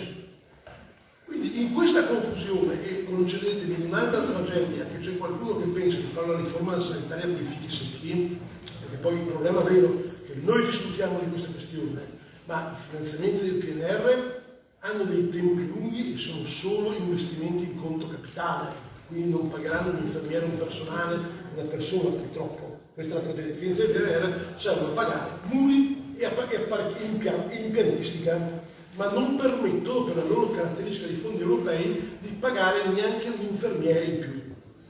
Quindi è un finanziamento che, per quanto importante, non è certo sufficiente, perché non basta per fare le comunità, ristrutturare muri e mettere e specializzare gli impianti, serve personale. Parlo male di un governo defunto, scusatemi, il defunto governo Draghi ha messo sul decreto ministeriale 77 questa clausola che è l'articolo 7 che dà brividi, che dopo aver elencato in 200 pagine di poesia l'atteggiamento olistico della riforma sanitaria, l'inclusione, i territori, la persona, eccetera, nell'articolo 7 dice il presente decreto non deve comportare nessun onere a carico dello Stato. Cioè, quindi tutta la poesia, quindi il testuale, il presente decreto non deve comportare alcun onere a carico dello Stato. Chi pagherà? Quindi oggi stiamo parlando del caso della comunità dei potenziamenti giudiziari senza avere la minima idea di come questi verranno in realtà pagati. Nonostante questo, ogni giorno appunto esce un decreto diverso con un'ubicazione diversa. Io ribadisco, non è una guerra tra i poveri, serve la casa di comunità annuale, anche se oggi è segnata senza soldi, serve la casa della comunità a Favaro, che in realtà è lo sviluppo della sede distrettuale che c'è già, c'è scritto 0 euro, c'è scritto su Favaro è bellissimo, c'è scritto spesa a carico del PNR, 0, spesa a carico del bilancio regionale da altre fonti, 0, complimenti. Sul Lido, ripeto, c'è questa ambiguità, ma va sciolta, perché avendo il comune sciolto la convenzione con TH Resorts, con Club Mediterranee, eccetera, che prevedeva quel finanziamento, va fatta il monoblocco, ditelo una volta per tutte. Il funzionario dell'ASL, di cui non sappiamo il nome, intervistato ieri, sabato mattina, dal giornalista Alvise Sperandino del Gazzettino, ha detto sul Lido non sappiamo se demoliamo il monoblocco, cioè sabato, non 2 anni fa. Sul Gazzettino di sabato dice ma sul Lido dobbiamo decidere, forse demoliamo il monoblocco, forse la facciamo su TH Resorts, no, ma TH Resorts non c'è più, forse la faremo dentro il cerca di ricerca dei tedeschi, non si capisce, dobbiamo decidere. Questo funzionario di cui non è possibile sapere il nome, ho supplicato al vice Sperandino del nome, dice no, non posso dirlo, appunto, ma sabato mattina sul Gazzettino. Allora, questa è la confusione su cui si chiede, uno, mi dispiace che non ci sia Cristina Guarda che ha fatto tutta questa ricerca per noi, gli è arrivato l'invito solo venerdì, purtroppo ha detto venerdì e non riusciva per oggi a liberarsi. Però Cristina Guarda, insieme ad altri 8 consigli regionali, ha chiesto all'assessore Danzalin un chiarimento, che ci sia un'unica voce, un'unica proposta. Vogliono farla al Giustiniano, vogliono farla al Civile, vogliono farla al Lido, vogliono farne 3, vogliono farne una, che dicano una volta per tutti cosa vogliono farla, magari anche con quali soldi vogliono farla e con quale personale vogliono farla, e dopo discutiamo. Io ritengo che la soluzione migliore è il Giustiniano, perché l'ospedale civile serve ad affrontare le acuzie, serve ad affrontare le persone di emergenze, serve a fare il pronto soccorso. Non si può mischiare un pronto soccorso con una casa comunità, non si possono mischiare i servizi territoriali e poi spogliare in una città come Venezia tutta la zona, il Dorsolulo, della Giudecca, eccetera, da un servizio, sarebbe gravissimo. Certo, ci sono problemi anche in altre zone, ma spogliare quella zona sarebbe una tragedia. Io ritengo che il Lido abbia diritto ad avere una sua casa della comunità, perché per le caratteristiche di quell'isola e perché arrivare di notte da Pellestrina all'ospedale civile è mission impossible. Quindi queste cose vanno fatte, però che qualcuno parli, e anche mi permetto di dire che la conferenza dei sindaci, che è un organismo istituzionale, che dovrebbe esprimere un parere obbligatorio su tutte le scelte che riguardano l'organizzazione territoriale dei servizi sanitari, noi non abbiamo il piacere di avere il verbale, lo stiamo chiedendo il Consiglio Comunale, dappertutto, in Regione, dappertutto, eccetera. Il Presidente della terza commissione consigliare è stato sollecitato a convocare in commissione consigliare, vorremmo capire cosa hanno detto in conferenza dei sindaci, perché la Lanzarini dice ma la conferenza dei sindaci è d'accordo. Ma dove è scritto? Ah, me l'hanno detto. Allora, si dice, non si riforma la sanità, e con i fichi secchi mi permetto di dire ancora di più. Grazie.